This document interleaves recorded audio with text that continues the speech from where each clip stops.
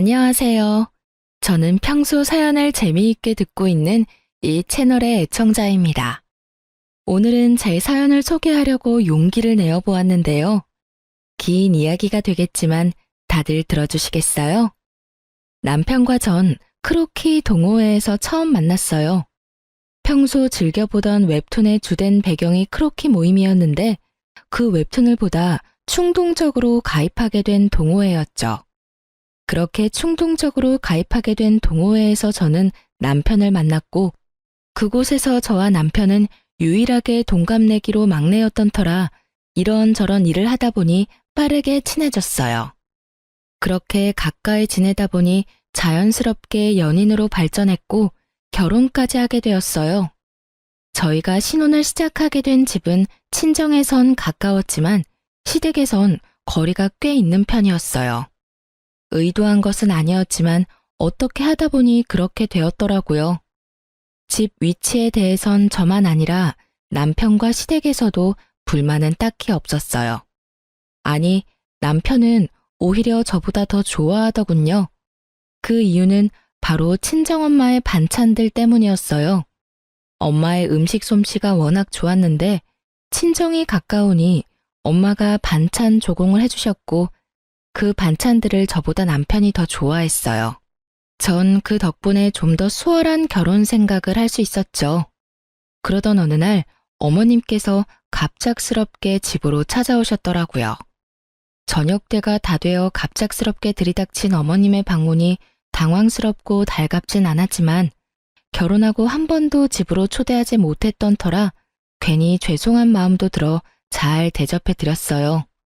퇴근 후 옷도 갈아입지 못하고 어머님을 맞이했던 상황이라 새로운 요리 같은 건 해내지 못했지만 마침 엄마가 전날 주고 간 반찬들로 어머님의 밥상을 차려드렸어요. 어머님께서도 꽤 만족스러우신지 쩝쩝 소리를 내며 맛있게도 드시더라고요. 아가, 이 반찬들 네가 만든 거니? 정말 맛있구나. 아, 아니요. 사실은 그거 전부 친정에서 보내주신 것들이에요.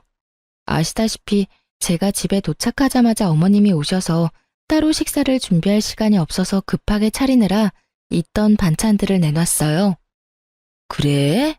사돈 솜씨가 대단하시네. 간도 딱 맞고. 나물들도 어쩜 이렇게 아삭아삭하니? 혹시 남은 반찬들 좀 있니? 아, 김치는? 김치도 담가주셨어? 남은 반찬들하고 김치가 있긴 한데 더 드릴까요? 모자라세요? 아니, 모자란 게 아니라 좀 싸가려고 그랬는데 남아있다니 다행이다. 내가 갈 때 좀 싸주렴. 김치도 있는 대로 다 싸주고 아니다, 통째로 다 주려무나. 집에 가서 옮겨 담기도 귀찮아. 고맙다, 아가. 덕분에 며칠 먹거리는 잊었구나. 황당했어요. 대부분은 시댁이나 친정에서 음식을 얻어오거나 보내주시던데 어머님은 오히려 냉장고 구석에 있는 반찬과 김치까지 싹 다 쓸어 가시니 뭐라 할 말이 없더라고요. 그래도 맛없다고 핀잔을 준 것도 아니고 정말 입맛에 맞으셔서 다 싸가신 거니 그러려니 하고 넘기려고 했어요. 하지만 어머님은 기어코 저의 잠자던 코털을 건드리고야 마시더라고요. 어머님이 냉장고를 싹 비워가시고 난 후 며칠 흐른 어느 날 점심시간에 직원 식당에서 밥을 먹고 있는데 어머님께 전화가 오더라고요. 처음엔 평범한 안부로 시작된 통화 내용이 점점 본색을 드러내기 시작했어요. 그 본색이 참 가관이더군요. 아가, 내가 사실은 부탁이 있어서 전화했어. 네? 부탁이요? 어머님 무슨 일 있으세요? 말씀해 보세요. 그게 다름이 아니라 사돈께 반찬 좀 많이 해달라고 해서 나도 좀 보내주면 안 되겠니?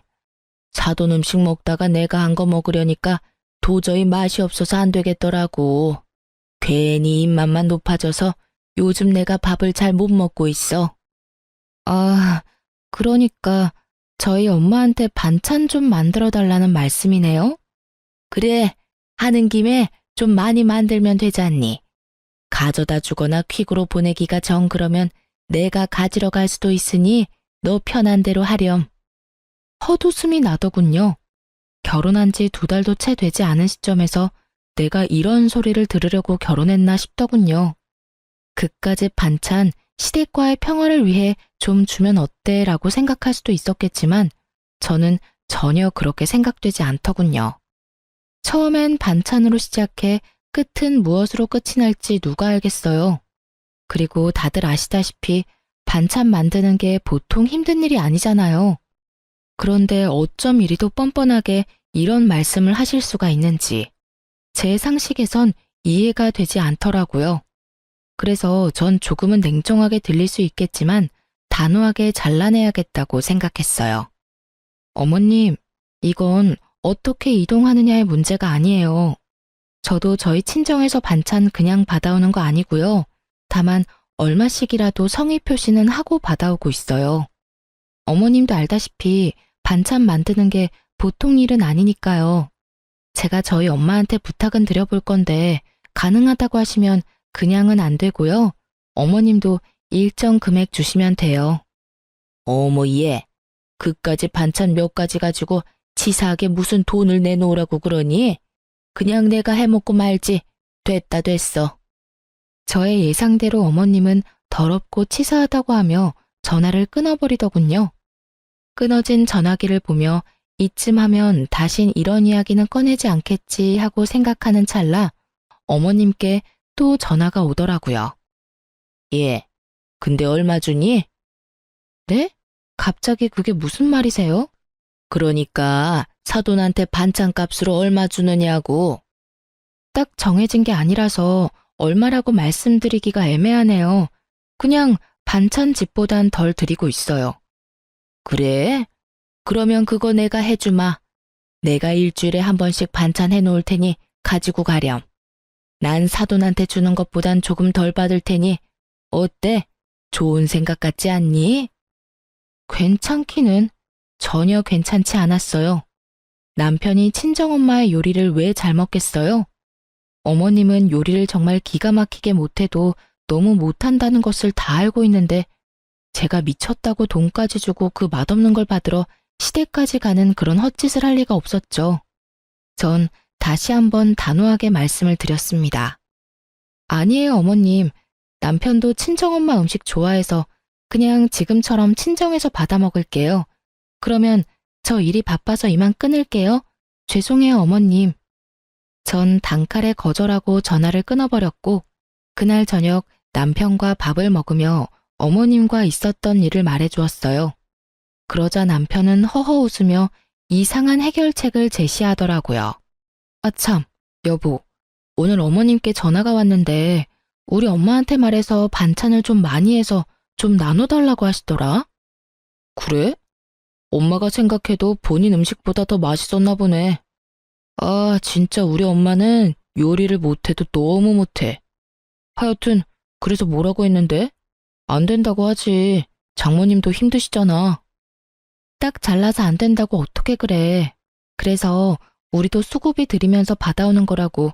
어머님도 정 드시고 싶으시면 수고비 부담하시라고 했지. 그러니까 치사하다 하시면서 전화 끊으시더라고. 잘했어. 사실 우리 먹거리 해주시는 것만 해도 죄송한 일인데 우리 집까지 부탁드리는 건 좀 아니지. 당신도 곤란했겠네. 진짜 곤란한 건 그 다음부터였지. 왜? 또 무슨 일 있었어?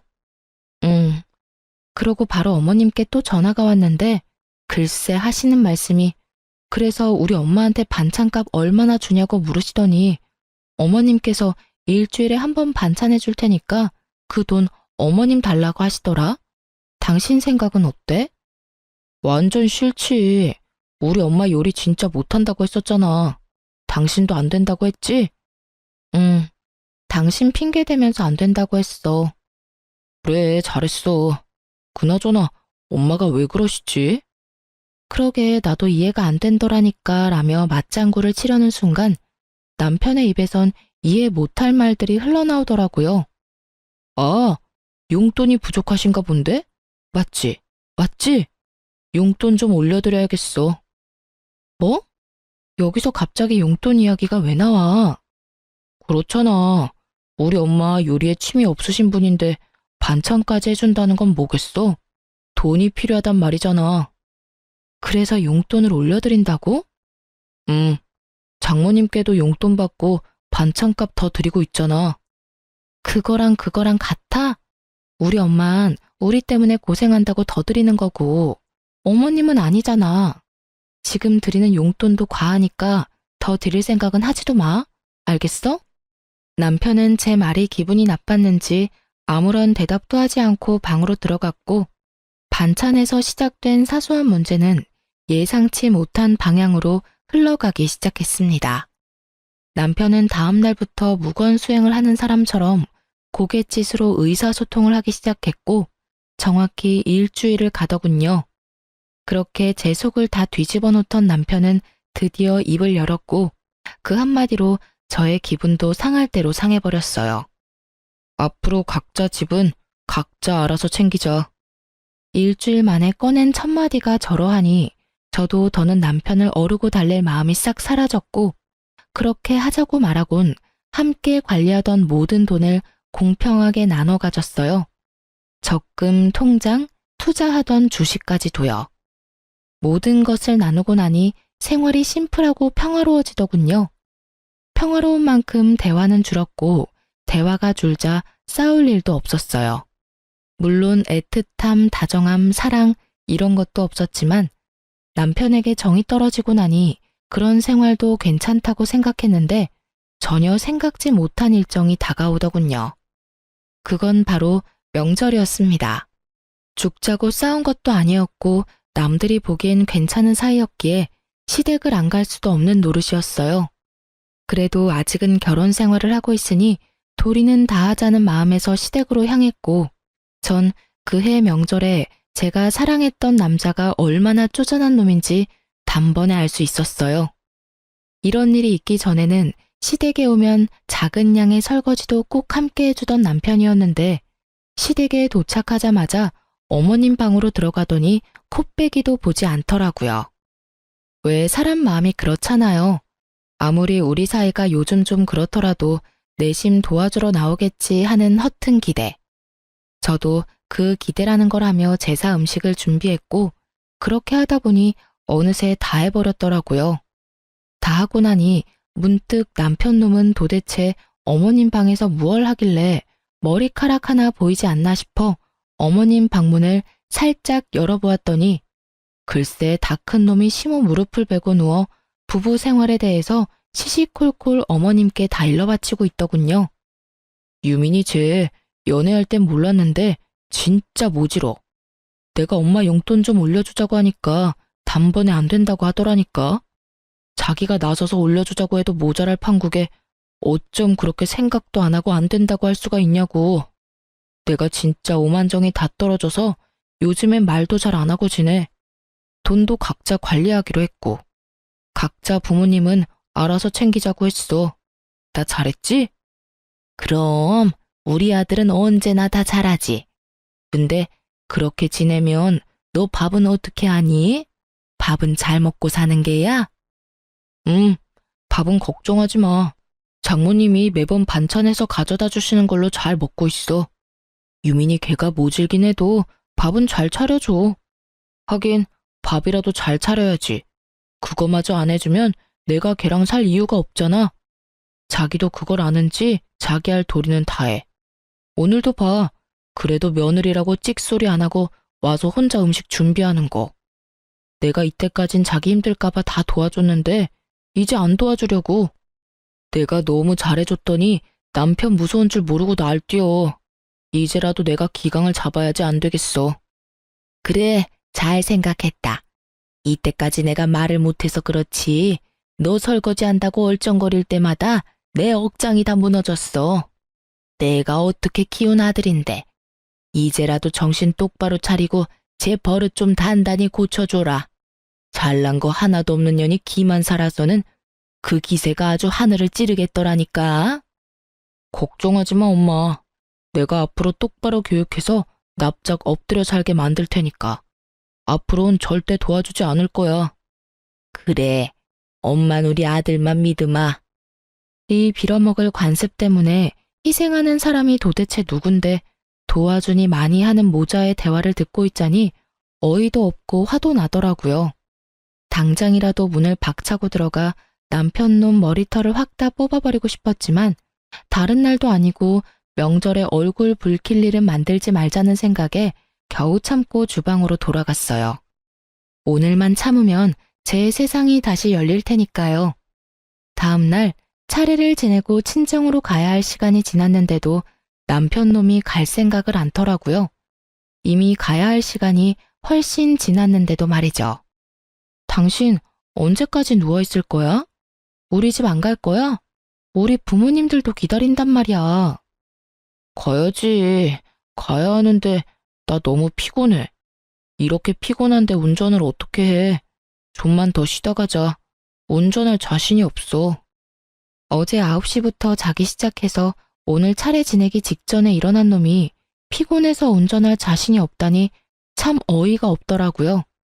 시댁에서 큰 소리를 내봤자 저만 손해라는 생각에 전 끓어오르는 화를 꾹꾹 누르며 다시 한번 남편을 어르고 달랬어요.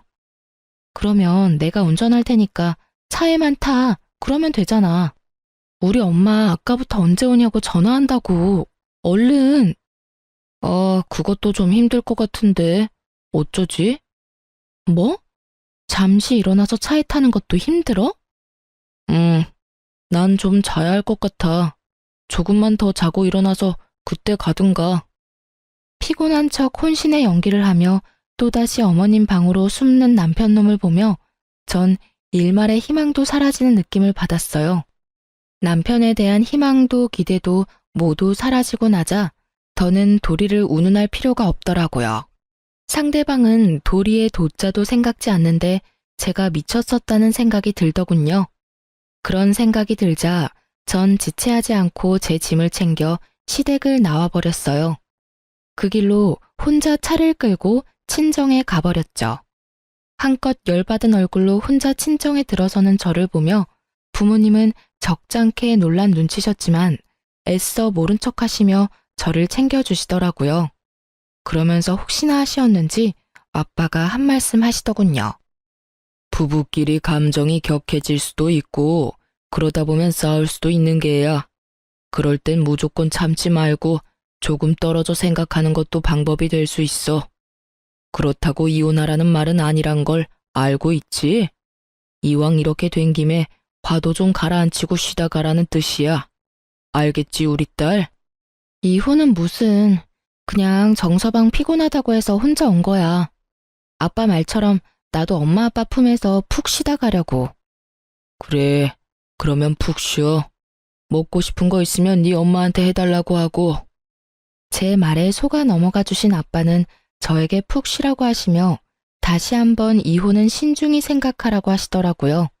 사실 그때 당시 이혼을 심각하게 고민하고 있었는데 그렇게 말씀하시니 다시 한번 생각해보자 싶더군요. 남편을 어르고 달래서 잘 살아보자는 것이 아닌 그냥 있는 듯 없는 듯 지금처럼 한 집에서만 사는 동거인 정도로 더 지내보기로요. 아직은 이혼할 순간이 아니라는 생각이 더 강했던 것 같아요. 전 혼자만의 시간을 보내며 친정에서 휴식을 취했고 그 휴식을 취하는 동안 남편에게 전화가 그야말로 미친 듯이 오더군요. 전 단 한 통의 전화도 받지 않았고 그렇게 연휴는 지나가고 있었어요. 남편은 결국 연휴가 끝날 때까지 친정에 오지 않았고 전 남편이 원하는 대로 아주 공평하게 결혼 생활을 해주기로 다짐을 하게 되었죠. 이젠 도리 따위 생각하지 않고 시댁엔 발길조차 하지 않겠다고 말이에요. 그렇게 시간은 흘러 연휴 마지막 날.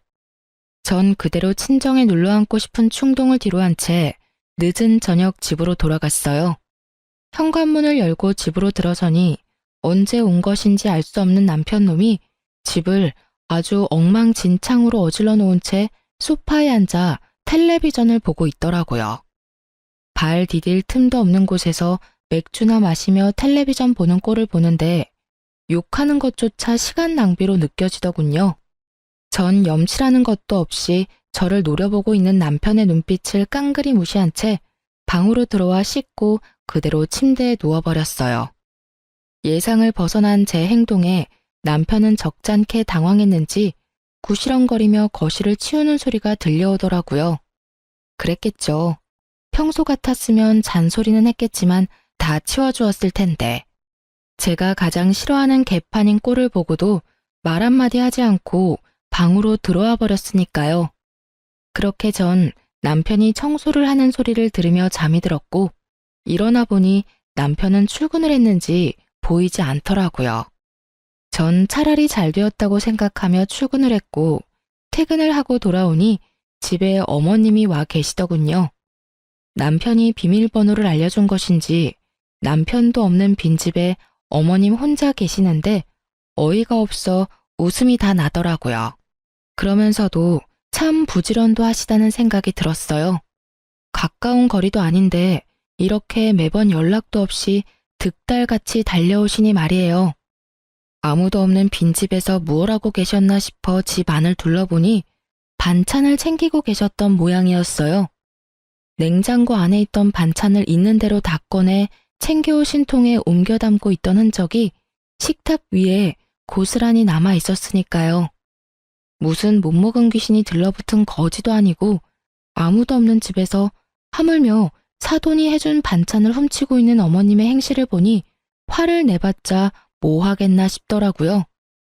거기서 미주알 고주알 입씨름을 해봤자 똑같은 사람이 될 뿐이고 또 먹는 거로 치사하게 이랬니 저랬니 하고 싶지 않았어요. 그래서 입을 꾹 다물고 옷을 갈아입고 나와 소파에 앉아 제 할 일을 하고 있으니 반찬을 다 챙긴 어머님이 다가와 쏘아붙이기 시작하더군요. 넌 왜 인사를 안 하니? 사람을 봤으면 최소한 인사라도 해야 할 거 아니니? 오셨어요? 인사드리려고 했는데 워낙 바쁘신 것 같아서 타이밍 잡기가 어려워서 기다렸어요. 반찬은 다 챙기셨어요? 그래. 좀 가져가도 되지? 다시 해달라고 하면 되지 않니? 그렇죠 뭐. 반찬 가지고 가시려고 오셨어요? 이 저녁에 연락도 없이? 저도 감정이 많이 상해 있던 터라 말이 곱게는 나가지 않더라고요. 그런 제 모습이 어머님 마음에 들리 없었고 제법 고상한 척 말을 하던 어머님은 화가 단단히 나셨는지 언성을 높이며 폭언을 뱉어내기 시작했어요. 내가 할 일 없이 반찬이나 가지러 왔겠니? 너 왜 그날 그렇게 가곤 연락 한 통이 없니? 최소한 그렇게 가서 죄송하다는 전화라도 한 통 해야 하는 게 예의 아니니? 어쩌면 애가 그렇게 버릇이 없는지. 어른들이 버젓이 지켜보고 있는데 자기 기분 상했다고 짐 챙겨서 남편도 내팽개치고 가는 꼴이라니. 넌 기본적인 예의라는 것도 못 배웠어? 친정에서 그런 기본적인 것도 안 가르쳐주든? 도대체 친정에서 뭘 배워서 시집 온 게야? 예의는 고사하고 기본 개념도 없는 걸 시집을 보내놨으니 아마 모르긴 몰라도 사돈 걱정도 이만저만이 아니실 테다. 너 그렇게 행동하면 네 부모가 욕먹어. 알겠니? 예의뿐 아니라 개념까지 없는 사람이 누군데 감히 친정을 들먹이며 윽박지르시는지 결국 전 폭발을 해버렸고 몸을 움직이기 시작했어요. 일단 시모가 정성스레 옮겨 담은 반찬들을 싹 다 다시 옮겨 담고 냉장고에 넣은 후 그 앞을 막아섰어요. 제 모습을 넋놓고 보고 있던 어머님은 저에게 다가가 노발대발하기 시작하더군요. 너 지금 뭐 하는 짓이야? 기껏 옮겨둔 걸 왜 다시 옮기는 게야? 그리고 지금 이 행동은 또 뭐니? 네가 냉장고 앞을 막고 서 있으면 내가 못 가지고 갈 것 같아? 네, 못 가지고 가세요. 방금 친정에서 뭘 배웠냐고 물으셨죠? 전 이렇게 배웠어요. 무례한 인간한텐 쌀 한 톨, 물 한 모금 나눠줄 필요도 없다고요. 뭐야? 그럼 내가 지금 무례하다 이 말이야? 그러면 아니시라고 생각하세요? 아무도 없는 빈집에 연락 한 통 없이 오셔서는 묻지도 않고 반찬 챙기시는 것도 기가 막히는데 친정에서 뭘 배웠냐고요? 그러면 어머님은 친정에서 뭘 배우셨나요? 뭘 배우셨길래 남의 집에 이렇게 쳐들어오셔서 이렇게 무례한 행동을 서슴없이 하시는 거냐고요?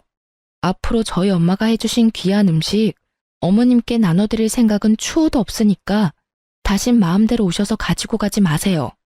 한 번만 더 이러시면 아예 반찬 받아오지도 않을 거예요. 물론 그렇게 되면 어머님 아들도 쫄쫄 굶고 살아야겠죠. 참고로 전 회사 생활하면서 주방 일까지 할 생각은 전혀 없거든요. 이 인연이 지금 뚫린 입이라고? 결국 어머님의 입에서 욕이 나오는 순간 짝 하는 마찰음과 함께 저의 뺨에 고통이 느껴졌어요. 화가 날 대로 난 심호가 제 뺨을 날린 거였어요. 뺨에서 선명한 고통이 느껴지며 이 인간 같지 않은 인간이랑 무슨 대화를 하겠다고 이러고 있나 하는 생각이 강하게 들더군요. 성질 같아선 똑같이 한 대 올려붙이고 싶었지만 그래도 차마 어른이라 때릴 순 없었기에 어머님의 팔을 붙잡고 질질 끌어 문 밖으로 쫓아내 버렸어요. 너 지금 뭐 하는 짓이야? 이거 못 놔? 당장 놓으라고. 한 대 맞아들였으니 다신 찾아올 생각도 하지 마세요. 그렇게 집에서 내쫓긴 심호가 가만두지 않을 거다. 남편에게 다 말해 당장 이혼시켜 버릴 거다. 네가 이러고도 무사할 것 같으냐며 집 밖에서 고래고래 소리를 질렀지만 전 다 무시해버렸어요. 얼마나 지났을까요? 시끌시끌하던 밖이 조용해지자 남편 놈이 들어오더라고요. 어머님과 통화라도 한 것인지 화가 잔뜩 난 얼굴로 저에게 따져 묻기 시작하는데 둘 다 참 개념 없는 건 매 한 가지라는 생각이 들더군요. 야, 네가 제정신이야? 어떻게 시어머니를 질질 끌어다 내쫓을 수가 있어? 미쳤어? 미치지 않고서 어떻게 그딴 짓을 해? 고래고래 소리를 지르는데 순간 어머님의 모습이 떠오르며 전 남편 뺨을 때려버렸어요.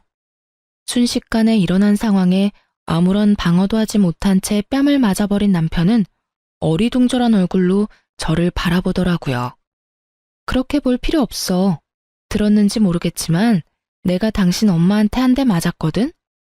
차마 어른은 때릴 수 없는 노릇이니 어쩌겠어. 아들인 당신이 대신 맞아줘야 하지 않겠어? 뭐라고? 그리고 앞으론 2번 다신 시댁에 발걸음하는 일 따윈 없을 테니 그런 줄 알아. 어머님이 이렇게 나오시는 이상 앞으론 당신의 식구들하고 얼굴 맞대고 살 일은 없을 거란 말이니 똑똑히 기억해줬으면 좋겠어. 아참, 그리고 다시 한번 우리 집 비밀번호 어머님께 알려주는 날엔 당신도 이 집에서 쫓겨나는 건 물론이고 그날이 우리 이혼하는 날이 될 테니 알아서 잘 행동하길 바랄게. 제가 그렇게 말하자 남편은 절 경멸한다는 눈빛으로 쳐다보더라고요. 한때는 없으면 안 될 것처럼 사랑했던 사이였는데 어쩌다 이런 말과 이런 눈빛을 주고받는 사이가 되어버린 것인지 조금은 서글픈 생각마저 들더라고요.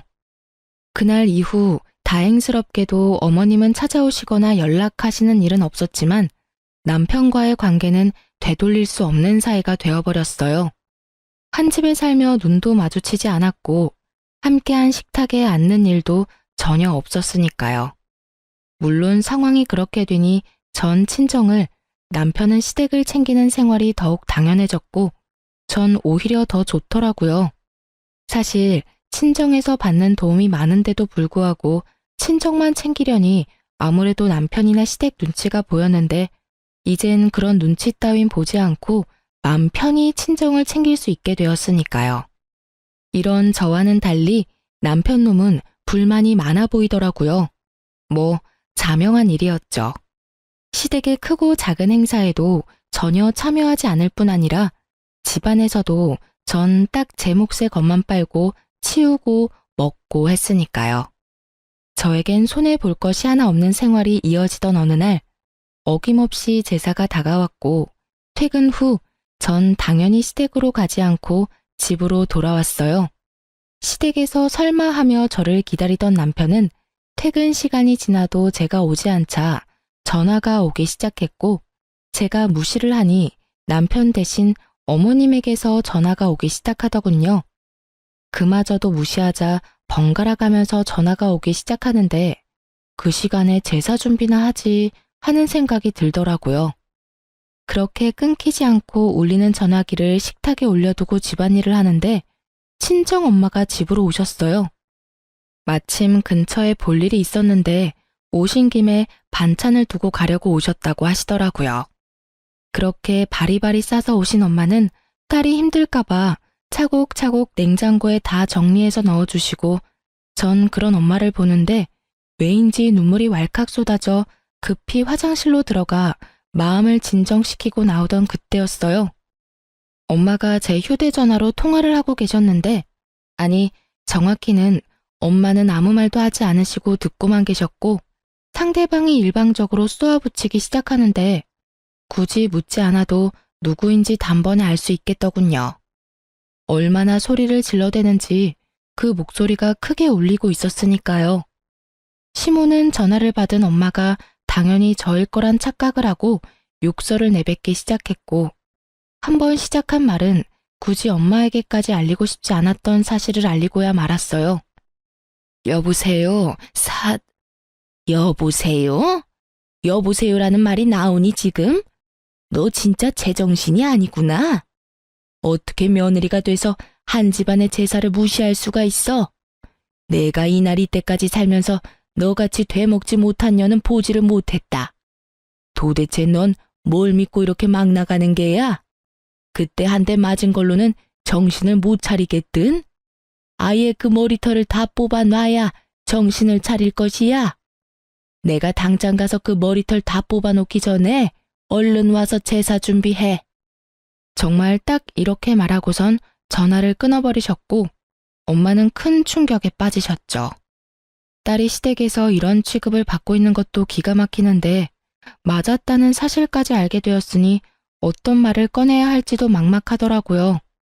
일단 휴대전화부터 되찾아야겠다는 마음에 엄마에게 다가서는 찰나 아직 엄마 손에 있던 제 휴대전화에서 문자 알림음이 울렸고 엄마는 전화기를 빼앗으려는 제 손을 피해 그 문자를 확인하시고야 마셨죠. 평소 귀찮아 잔금을 다 풀어놓은 것이 화근이었어요. 너 진짜 미쳤어? 당장 안 와? 아무리 요즘 우리가 남보다 못한 사이라고 해도 제삿날엔 도리는 다 해야 할 것 아니야. 지금이라도 늦지 않았어. 당장 기어와서 잘못했다고 싹싹 빌고 제사 준비해. 머리 조아리고 일이나 하란 말이야. 알겠어? 당장 와. 당장. 엄마의 분노에 기름을 들이붓는 문자에 제가 아무 말도 하지 못하고 우물쭈물하며 엄마 눈치를 살피고 있자 엄마는 저를 꼭 안아주시며 이렇게 말씀하셨습니다. 너 이혼해. 그렇게 말씀하시는 엄마의 몸이 떨리고 있더군요. 저는 이 떨림을 누구보다 잘 알고 있었어요. 엄마가 진짜 화가 나셨을 때의 떨림. 치를 떤다고들 하시죠? 딱 그 떨림이었어요. 네가 이때껏 이런 취급을 받으면서 왜 참고만 있었는지 엄마가 잘 알아. 아빠 때문이지? 아빠가 워낙 이혼 이런 거에 예민하잖아. 요즘 아빠 몸도 안 좋은데 나까지 보태기 싫었어. 이 미련한 거 사. 그렇다고 이걸 다 참고 있어? 너 이렇게 사는 거 알면 아빠 더 속상해. 엄마랑 아빠가 옛날 사람이라 이혼에 부정적인 건 맞지만 그렇다고 해서 이런 대우 받으면서 참고 살라는 말은 아니야. 그러니까 이혼해 당장. 아빠한테는 엄마가 알아서 말할 테니 걱정하지 말고. 알겠어. 그렇지 않아도 이혼하려고 생각은 하고 있었어. 그래, 그건 그렇고 이 새끼는 언제 집에 오니? 오면 그 면상 좀 보고 가야겠어. 내가 이때껏 해먹인 밥이 얼만데 감히 지까짓 게 너한테 이따위 말을 해? 와서 일이나 하라고? 진짜 미친 게 누군데 누구한테 미쳤다고 하는 거야? 엄마, 진정해. 나한테 다 생각이 있으니까. 제발 나 믿고 오늘은 그냥 돌아가줘. 내가 정 안 되겠다 싶으면 엄마한테 말할 테니까. 제발, 응? 더는 엄마에게 못 볼 꼴을 보이고 싶지 않아 혼신의 힘을 다해 엄마를 설득했고 엄마는 저의 간절한 부탁에 겨우 진정하시고 집으로 돌아가셨어요. 그렇게 혼자가 된 저는 남편에게 온 문자를 읽고 또 읽었어요. 그렇게 뇌리에도 그 문자가 박힐 때쯤 남편과 어머님이 집으로 들어오시더군요. 얼마나 화가 났는지 쿵쿵거리는 발걸음이 너무 커 머리가 다 울릴 지경이었어요. 그렇게 쿵쿵거리며 저의 앞에 선 두 사람은 저를 노려보았고 처음 입을 뗀 건 어머님이셨어요. 난 너 같은 며느리 필요 없으니 당장 짐 싸서 이 집에서 나가거라. 지금 당장 짐 싸. 지금 저보고 나가라고 하셨어요? 그래. 당장 이 집에서도 나가고 서류 준비되는 대로 보낼 테니 이혼도 해. 내가 이혼만큼은 아닌 것 같아서 참고 또 참았는데 도저히 안 되겠구나. 아주 시댁을 우습게 보고 있어 이게. 생각 같아선 그 머리털을 다 뽑아놓고 싶은데 이제 가족도 뭣도 아닌데 굳이 힘 빼서 뭐 하나 싶어서 참고 있으니 얼른 내 눈앞에서 사라지거라. 꼴도 보기 싫으니까. 착각은 자유라더니 전 엄청난 착각을 하는 아줌마에게 사실을 말해주었어요. 저기요, 이 집에서 나갈 사람은 제가 아니라 그쪽이랑 그쪽 아들이에요. 저기요? 그쪽? 네, 이혼할 마당에 제가 어머님하고 불러드릴 이유가 없잖아요. 그리고 저도 꼴도 보기 싫어서 그러는데 좀 나가주실래요? 얘가 아까부터 무슨 쉰 소리를 하는 게야? 우리가 여기서 왜 나가니? 여긴 우리 아들 집인데. 너 정말 머리가 어떻게 된 거 아니니? 정신 차려 얘. 정신은 그쪽이 차려야 할 것 같은데요. 여기 그쪽 아들 집 아니라 제 집이에요. 결혼할 때 그쪽 아들 능력이 워낙 출중해서 집 살 능력이 안 되더라고요. 그래서 제가 집 해오고 그쪽 아들이 혼수 채워서 들어왔어요. 그렇게 잘난 아드님이 아무 말도 안 하던가요? 그렇게 가만 서 있지 말고 말 좀 해봐. 이 집 내 집이라고 말이야.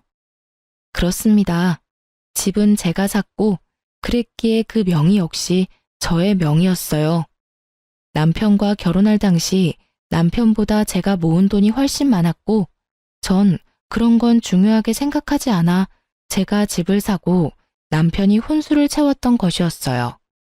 물론 대출금이 있었던 터라 남편과 함께 갚으며 대출금을 반틈 이상을 갚게 되면 공동 명의로 바꾸기로 했었는데 남편 놈은 딱 2달 대출을 함께 갚고 돈 관리를 알아서 했으니 집에 대한 어떤 권한도 없었죠.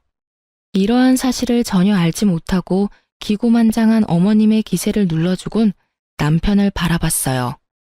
방금 전까진 저를 가만두지 않겠다는 기세로 보던 눈빛도 많이 유해졌더라고요. 분위기가 심상치 않음을 느꼈던 거겠죠. 그게 엄마, 이 집 저 사람 명의야. 내가 결혼할 때 모은 돈이 얼마 없어서 집은 저 사람이 장만하고 가정가구를 내가 마련했어. 그러니까 내가 흥분하지 말고 차분히 말하라고 했잖아. 엄마는 괜히 나서서는 일을 이렇게 만들어? 너 지금 그걸 말이라고 해? 그리고 모은 돈은 왜 없어? 꼬박꼬박 적금 들고 있다고 하지 않았어? 아, 됐어. 이제 와서 그런 게 뭐가 중요하겠니? 어찌 되었든 이혼해. 난 더는 네가 저딴 년이랑 사는 걸 못 보겠으니. 어머님은 본격적으로 이혼을 강요하기 시작했고 남편은 아무 말도 하지 못한 채 가만히 있더라고요. 두 사람이 그러든가 말든가 전 준비한 이혼 서류를 내밀며 말했어요. 어머님이 이렇게 간절히 바라시는데 우리 이혼하자. 뭐? 당신 진심이야? 뭘 그렇게까지 놀라. 어느 정도 예상했었잖아. 사실 우리가 같이 살기만 했지 부부 아닌 사이가 된 건 꽤 오래됐잖아. 나도 지쳤고 너도 힘들 테고 그냥 우리 이혼하자. 그래, 하자 이혼. 이혼할 테니까 지금 살고 있는 집 처분해서 반틈은 나 줘. 나도 대출금 갚았으니까 그 정도 재산 분할은 해줘야지. 딱 2달 갚은 것이 기억도 나지 않는 것인지 분할을 운운하는 놈을 보고 있자니 웃음이 나더군요. 그 뻔뻔함에 이 상황에 웃음이 다 난다. 대단하다 대단해. 네가 혹시나 이렇게 나올까봐 내가 좀 알아봤는데 고작 2달 대출금 함께 갚았다고 해서 재산을 분할해줄 필요가 없다고 하더라고. 오히려 네가 나한테 위자료라는 걸 줘야 한다고 하던데. 내가 왜 위자료를 내놔야 해? 내가 뭘 잘못했다고? 잘 생각해봐. 나한테 잘못한 게 한둘이 아닐 텐데. 잘 생각해도 내가 잘못한 게 전혀 없는데? 뭐, 우리 엄마가 시집살이 시킨 거? 그 정도는 기본 아니야? 다들 그 정도 시집살이는 다 하고 살아. 그리고 증거 있어? 우리 엄마가 너 괴롭혔다는 증거가 있냐고. 증거? 증거 충분하지. 네가 나한테 욕한 것도 문자로 고스란히 남아있고 네 엄마가 나한테 막말한 통화도 다 녹음돼 있어. 우리가 참 편리한 세상에서 살고 있어서 자동 녹음이라는 게 되거든. 이것저것 증거가 나한텐 참 많은데 그중 최고의 증거가 여기 있지. 딱 제가 예상했던 대로 남편 놈은 노발대발하며 저에게 따져 묻기 시작했고 전 꽤 오래 준비했던 사진들을 남편에게 던져주었어요. 남편과 어머님은 바닥에 흩날리는 사진들을 보며 입을 다물었고 전 그런 두 사람을 바라보며 말했어요. 할 말이 없지?